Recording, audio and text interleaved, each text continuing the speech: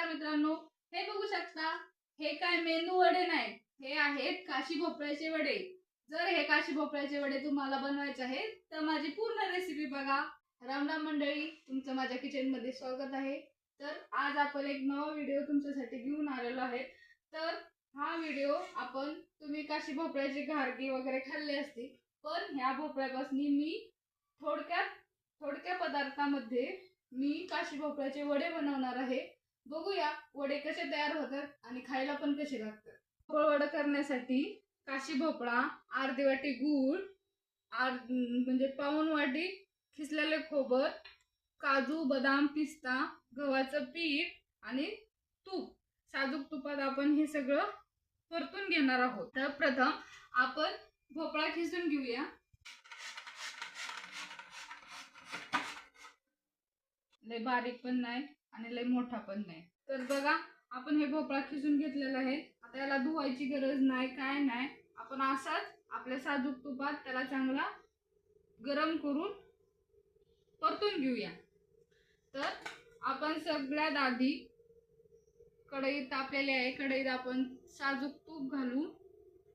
तुपाने आहे त्याच्यामुळे आपण तूप घालू शकतो, नाहीतर तूप ऐवजी आपण तेल पण वापरू शकतो। गरम झालेला आहे, आपण हे काजू, बदाम, पिस्ता वगैरे आहे ना, ते थोडंसं तुपात असं करपूसवर भाजून घेऊया। म्हणजे त्याचं थोडंसं दाताखाली आलं ना, एकदम छान प्रकारे चव येते। त्याच्यामुळे आपण थोडंसं याला तुपात भाजून घेऊया। असतील तर वापरा, नाहीतर त्याची काही गरज नाही। एकदम छान लागेल सोप्या पद्धतीत केल्यामुळे। खोबरं घालूया। खोबरं पण थोडंसं लाल होईपर्यंत भाजून घ्यायचं आहे। खोबऱ्यामुळे ना आपल्या वड्यांना थोडासा असा घट्टपणा येणार आहे, म्हणजे खायला पण छान लागणार आहे। त्याच्यामुळे आपण खोबरं घालून घेऊया। खोबऱ्याला काय लय वेळ लागत नाहीये, त्याच्यामुळे आपण त्यात लगेच भोपळा टाकून घेऊ।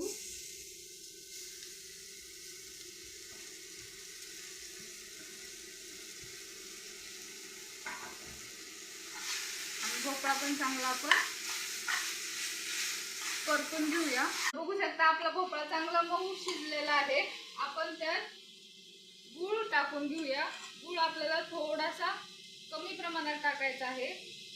जर तुम्हाला जास्त गोड पाहिजे असेल तर गोड टाकू शकता अजून तुम्ही। आता ह्या गुळामध्ये आपला राहिलेला भोपळा पण शिजून निघेल। गूळ सगळा विरघळल्याच्या नंतर ना असं त्या गुळाचं पाणी झालंय। आता ह्या पाण्यामध्ये आपला राहिलेला भोपळा सगळा शिजून निघेल। आपण एक 5 मिनिट त्याच्यावर झाकण लावून ठेवूया। हे बघा, आपला भोपळा पण चांगला शिजलेला आहे। आता आपल्याला असंच आपला जो गॅस आहे ना तो बंद करून ठेवायचा आहे, म्हणजे थोडंसं थंड होईल। थंड व्हायची पण गरज नाही। आपण यात ना लगेच गव्हाचं पीठ ऍड करून टाकूया। एका परातीत काढून घेतलंय, आपण थोडं थोडं करून यात गव्हाचं पीठ ऍड करून घेऊया। जर तुमच्याकडं तांदळाचं पीठ असेल तर तांदळाचं पीठ घालू शकता यात। तांदळाने थोडासा खरपूसपणा येईल त्याला।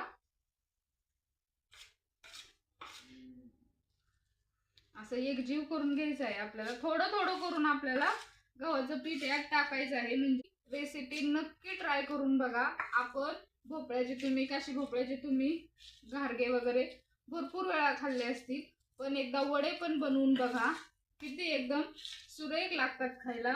आणि हे मी सारखंच बनवत राहते। घारगे खाऊन खाऊन आमच्यात कंटाळा आला आहे, त्याच्यामुळे मी हे वडे तयार केलेले आहेत।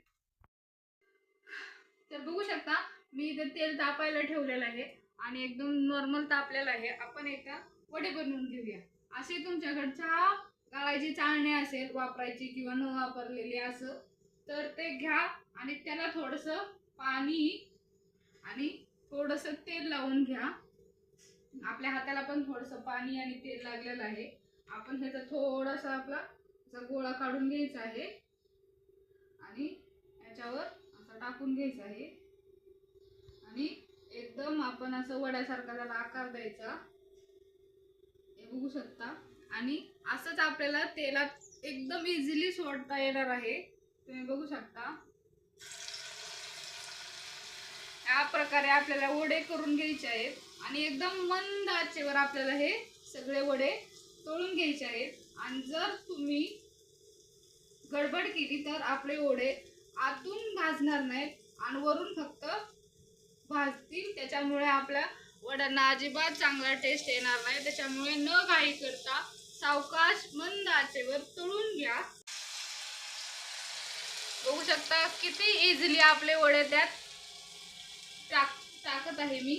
अशा प्रकारे तुम्ही सगळे फॉलो केले, सगळ्या टिप्स फॉलो केल्या तर तुमचे पण वडे एकदम छान होतील आणि करायला पण सोपे आहेत. त्याच्यामुळे तुम्ही नक्की एकदा ट्राय करून बघा. आणि तुमच्या घरात जर लहान मुले असतील तर त्यांना हे भरपूर आवडतील. हे बघू शकता असे सावकाश आपल्याला पलटी करायचे आहेत. आणि आपल्या वड्यामध्ये कसं गूळ आहे ना, गूळ असल्यामुळे आपले वडे एकदम तेलात गेल्याच्या नंतर मऊ होणार आहेत. त्याच्यामुळे आपल्याला ह्याला फक्त मंद आचेवर भाजून घ्यायचं आहे.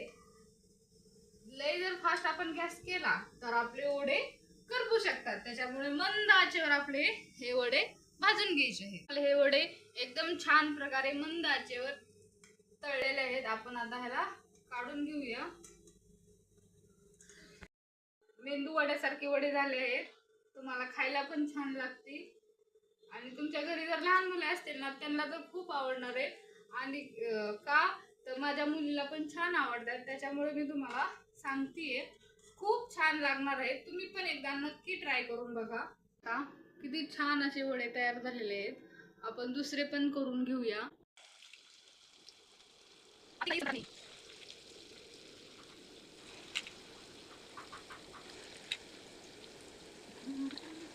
वडे बनवून झालेले आहेत.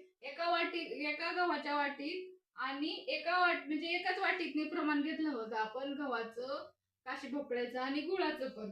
त्या गव्हाच्या पिठामुळे आपले हे काशी भोपळ्याचे वडे एकदम छान प्रकारे झाले आहेत. हे गरम गरम आहेत त्याच्यामुळे आपल्याला थोडेसे मऊ दिसणार आहेत. नंतर थंड झाल्याच्या नंतर एकदम कडक होतील. खायला हे अप्रतिम लागणार आहेत. तुम्ही पण एकदा नक्की ट्राय करून बघा. आणि जर ही माझी रेसिपी आवडली असेल तर लाईक करा, शेअर करा, कमेंट करा आणि सबस्क्राईब करा.